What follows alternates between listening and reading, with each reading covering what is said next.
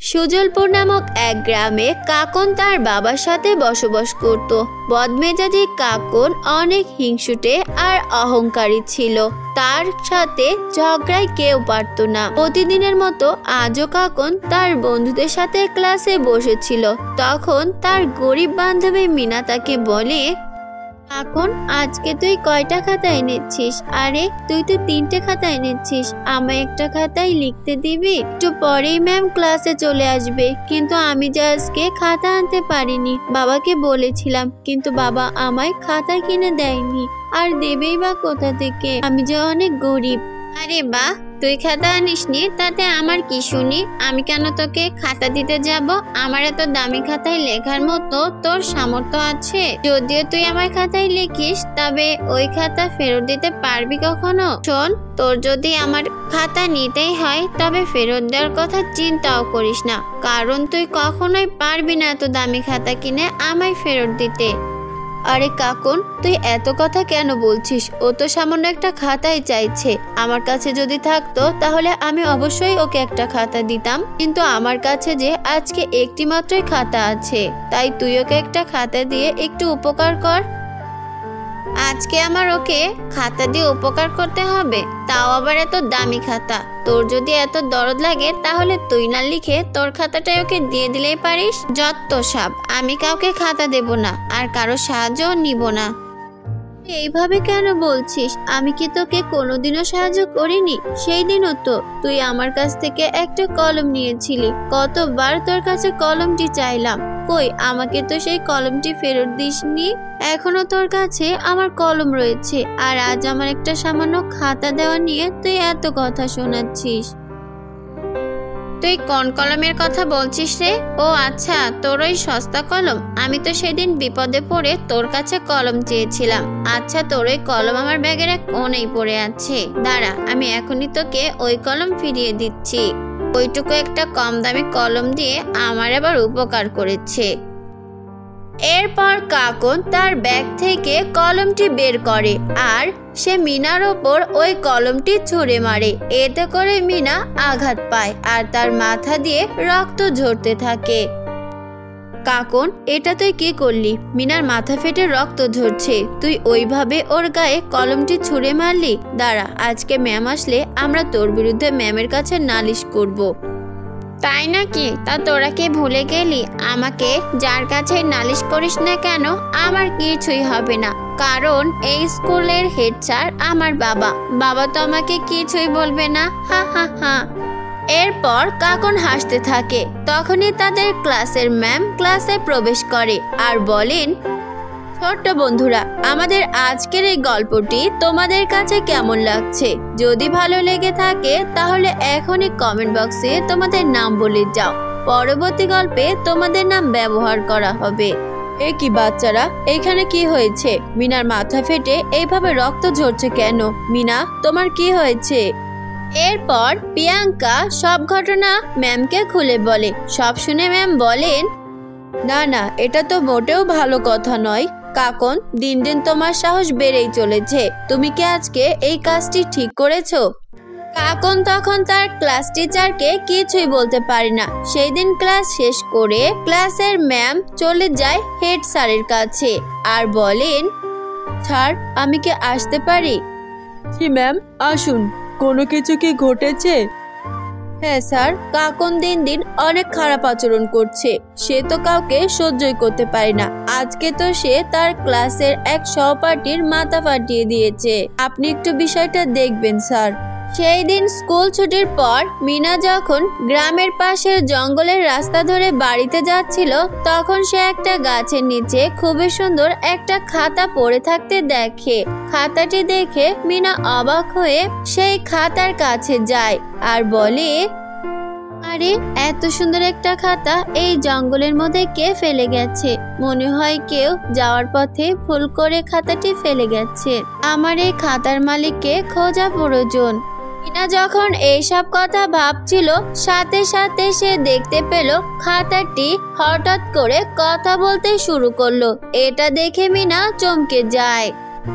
এসব আমি কি দেখছি? এই খাতাটি কথা বলছে কিভাবে? খাতা আবার কখনো মানুষের মতো কথা বলতে পারে নাকি? হ্যাঁ মিনা, তুমি একদম ঠিক ধরেছো। আমি কোনো সাধারণ খাতা নই, আমি কথা বলতে পারা একটি জাদুর খাতা। আমার খাতার পৃষ্ঠাগুলো কখনোই ফুরাবে না, পাশাপাশি তুমি আমাকে যা আঁকবে তাই বাস্তবে পরিণত হয়ে যাবে। তুমি সত্যি বলছো? তবে তো আমার আর কোনোদিনও খাতা কিনতে হবে না। কালকে আমি তোমায় স্কুলে নিয়ে যাব আর আমার বন্ধুদেরকে দেখাবো। আমার বন্ধু প্রিয়াঙ্কা দেখলে খুবই খুশি হবে, কারণ ও যে আমার মতো গরিব। তুমি চাইলে তোমার বন্ধু প্রিয়াঙ্কাকে বলতে পারো, কিন্তু প্রিয়াঙ্কা ছাড়া আর কাউকেই আমার বিষয় বলো না, কারণ আমার বিষয় সবাই জানতে পারলে এতে করে তোমার ক্ষতি হতে পারে। আচ্ছা ঠিক আছে, তুমি যেমনটা বলছো তেমনটাই করব আমি। আমার বন্ধু প্রিয়াঙ্কাকে ছাড়া আমি আর কাউকে বলবো না। এখন চলো, আমি তোমায় নিজের সঙ্গে করে নিয়ে যাই। এরপর মিনা সেই খাতাটি তার সঙ্গে করে বাড়িতে নিয়ে যায় আর পরের দিন সে খুশি মনে খাতাটি নিয়ে তার স্কুলে চলে যায় এবং সে তার বন্ধু প্রিয়াঙ্কাকে সেই খাতা সম্পর্কে সব ঘটনা খুলে বলে। সব শুনে প্রিয়াঙ্কা তাকে বলে, আরে বন্ধু, তুই কি বলছিস? এটাও সম্ভব? তবে আমার অনেক দিনের শখ আমি একটি লেহেঙ্গা পরবো, কিন্তু সামর্থ্য না থাকার কারণে আমি তেমন লেহেঙ্গা পরতে পারি না। আজ তবে তুই আমায় এই খাতার সাহায্যে একটা লেহেঙ্গা দিতে পারবি? কেন পারবো না? তুই একটু ধৈর্য ধর, আমি এখনই এই খাতায় খুবই সুন্দর একটা লেহেঙ্গা আঁকছি, তারপর ওই লেহেঙ্গাটি বাস্তবে রূপ নিবে। এরপর মিনা প্রিয়াঙ্কার জন্য খুবই সুন্দর একটা লেহেঙ্গার ছবি আঁকে, সাথে সাথে ওই জাদুর খাতার মধ্য থেকে চমৎকার দেখতে একটি লেহেঙ্গা প্রকট হয়। এটা দেখে প্রিয়াঙ্কা অনেক খুশি হয় আর বলে, আমি তো নিজের চোখকেই বিশ্বাস করতে পারছি না, সত্যি সত্যি এত সুন্দর একটা লেহেঙ্গা প্রকট হয়ে গেল। এই লেহেঙ্গাটির অনেক দাম হবে হয়তো।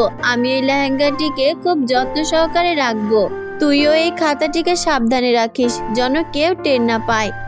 তখন আড়াল থেকে কাকন এই সব কিছু দেখে ফেলে আর সে তাদের সামনে এসে বলে, তোরা কি ভেবেছিলি এই খাতার বিষয়ে আমি কিছু জানতে পারবো না? আমি জানি এই খাতা জাদুর খাতা, আর এতে যা আঁকা হয় তা বাস্তবে পরিণত হয়ে যায়। দাঁড়া, তোদের মজা দেখাচ্ছি। এরপর কাকন সেই খাতাটি নিয়ে নষ্ট করতে চেষ্টা করে, কিন্তু অনেক চেষ্টার পরও খাতাটি কোনোভাবেই নষ্ট হয় না, উল্টে তার হাত ভেঙে যায়। তখন কাকন কাঁদতে থাকে, হাই হাই, এ আমার কি সর্বনাশ হলো! আমার হাতে খুব ব্যথা করছে, আমায় ক্ষমা করে দাও। আমি আর কখনোই এমনটা করব না। দুষ্টু মেয়ে, সবসময় অন্যের ক্ষতি করার জন্য ব্যস্ত থাকিস, তাই না? আজকের মতো আমি তোকে একবার শেষ সুযোগ দিচ্ছি। এরপর যদি আর কখনোই তুই এমনটা করিস, তবে সেই দিনই তোর 2 হাত আমি ভেঙে দেব। জাদুর খাতার কথা শুনে কাকন অনেক ভয় পেয়ে যায়। এরপর থেকে সে আর কখনোই তার বন্ধুদের সাথে খারাপ আচরণ করেনি, তাদের সাথে মিলেমিশে একসাথে বসবাস করতে থাকে।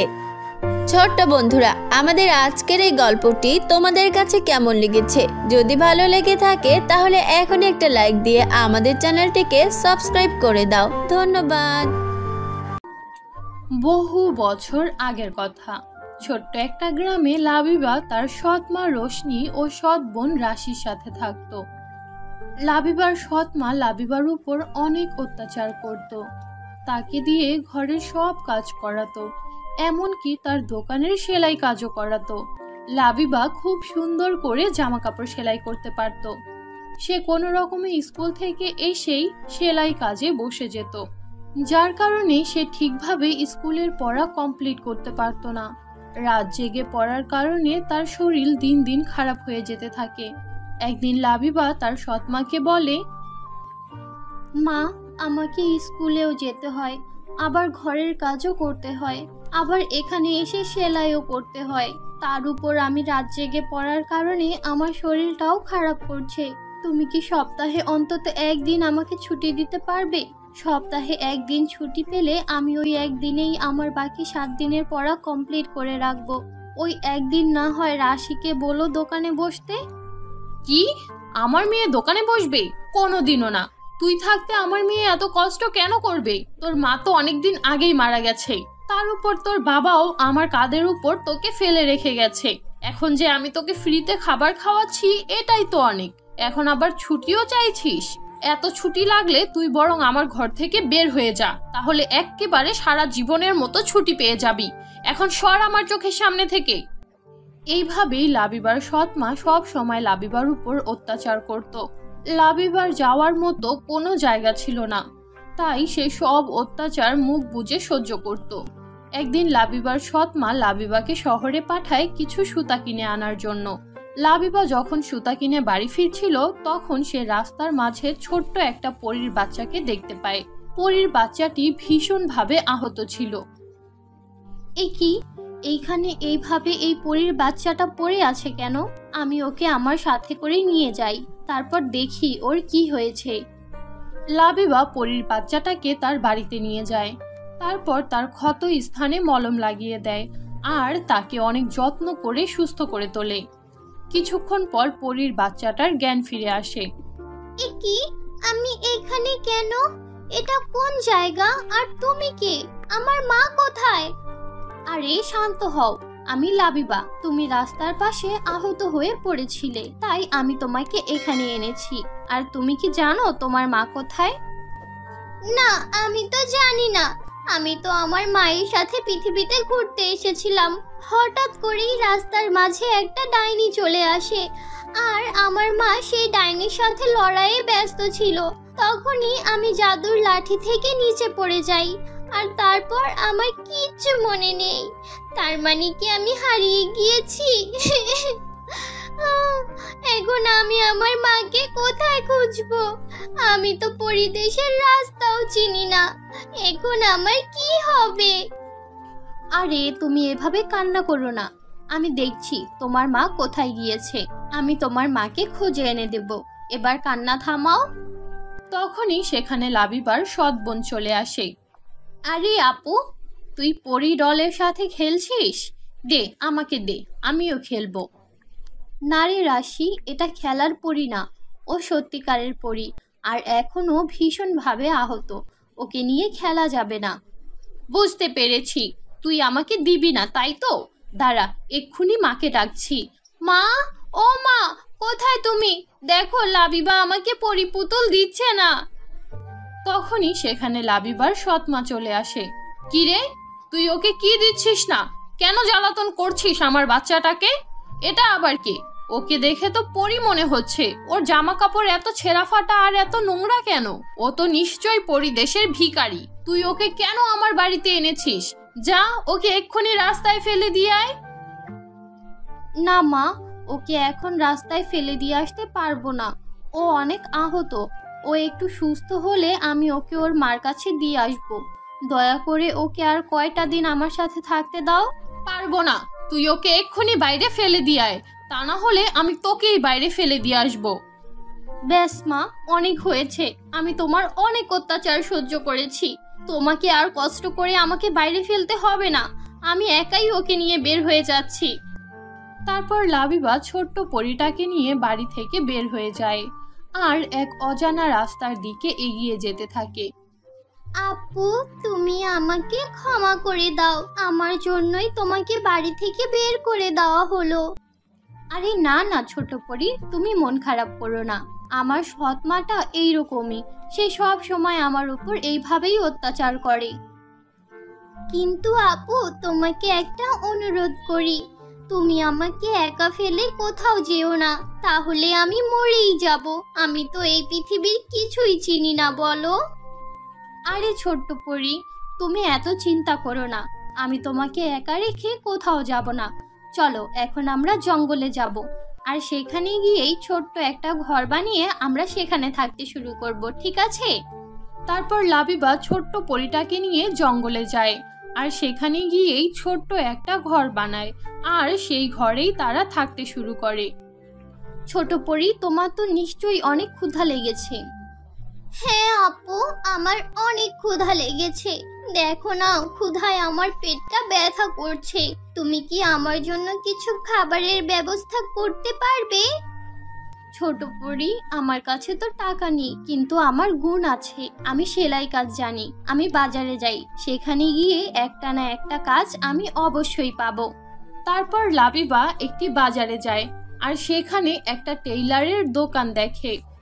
সে ওই দোকানের মালিকের কাছে গিয়ে কাজ চায় আর ওই মালিক তাকে একটা জামা সেলাই করতে দেয়। লাবিবা খুব সুন্দর করে একটা জামা সেলাই করে দেয়, যা দেখে ওই দোকানের মালিক অনেক খুশি হয় আর তাকে অনেকগুলো টাকা দেয়। এই নাও, আবার যদি কখনো কাজের দরকার হয় তাহলে আমার দোকানে চলে এসো। জি অবশ্যই। তারপর লাবিবা সেই টাকা নিয়ে সেখান থেকে চলে যায় আর অনেকগুলো খাবার কিনে বাড়ি ফিরে। তারপর সেই ছোট্ট পরীটাকে খাবার খাইয়ে ঘুম পাড়িয়ে দেয়। এখন আমি কি করি? বাচ্চা পরীটাকে ছেড়ে এখন আমি কোথায় যাব? থাক, আমিও এই জঙ্গলে ওর সাথেই থেকে যাব। তারপর লাবিবাও পরীটার পাশে শুয়ে ঘুমিয়ে পড়ে। এইভাবেই দিন পার হতে থাকে।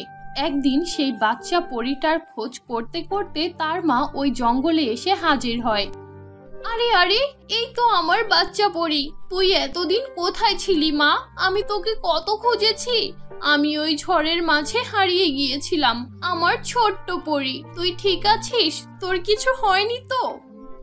না মা, আমি একদম ঠিক আছি। এই আপুটা আমাকে অনেক যত্ন করে এতদিন তার কাছে রেখেছিল। আমার গায়ে একটা আঁচও আসতে দেয়নি জানো, আর সে আমার অনেক খেয়ালও রেখেছে। তোমাকে অনেক অনেক ধন্যবাদ মেয়ে। তুমি আমার বাচ্চা পরীটাকে বাঁচিয়েছো। কিন্তু আমাদের পরিদেশে ফিরে যাওয়ার সময় হয়ে গিয়েছে। তবে আমি যাওয়ার আগে তোমাকে একটা ছোট্ট উপহার দিয়ে যেতে চাই। তোমার এই কুঁড়ে ঘরটাকে আমি জাদুর সোনার ঘর বানিয়ে দিলাম। এই নাও। এই বলে সেই পরী কুঁড়ে ঘরটাকে একটা সোনার ঘর বানিয়ে দিল। তুমি একদম মন খারাপ করো না আপু। তোমার যখন প্রয়োজন হবে তখনই আমি এখানে চলে আসব। আচ্ছা মেয়ে, শোনো, এটা কোনো সাধারণ ঘর না, এটা একটা জাদুর ঘর। এই ঘরের কাছে তুমি যখন যা চাইবে ও তোমাকে তখন তাই দেবে। তুমি তোমার প্রয়োজন মতো প্রয়োজনীয় জিনিস চেয়ে নিও, কেমন? আপনাকে অনেক ধন্যবাদ পরি। তারপর পরিমা তার ছোট্ট বাচ্চাটাকে নিয়ে সেখান থেকে গায়েব হয়ে যায়। তারপর থেকে লাবিবা সেই জাদুর ঘরে আনন্দের সাথে বসবাস করতে থাকে। কিন্তু একা একা লাবিবার ওই ঘরে থাকতে খুব কষ্ট হচ্ছিল। অন্যদিকে ছোট্ট পরীটাও লাবিবার জন্য খুব মন খারাপ করছিল। বাচ্চা পরীটার মন খারাপ দেখে পরীটার মা বাচ্চা পরীটাকে নিয়ে পৃথিবীতে লাবিবার কাছে চলে আসে আর বলে, লাবিবা, আমার বাচ্চা মেয়েটা তোমাকে অনেক মিস করছিল। ও তোমাকে খুব ভালোবাসে। দেখো, তোমাকে ছাড়া থাকতেই পারছে না, তাই ওকে আমি তোমার কাছে নিয়ে আসলাম। আমি সিদ্ধান্ত নিয়েছি এখন থেকে আমরা পৃথিবীতেই থাকবো আর তোমার সাথেই থাকবো। আপনি সত্যি বলছেন পরিমা? তাহলে তো খুব ভালো হয়। তারপর থেকে লাবিবা সেই পরী ও তার মায়ের সাথে সুখে শান্তিতে জীবন কাটাতে থাকে।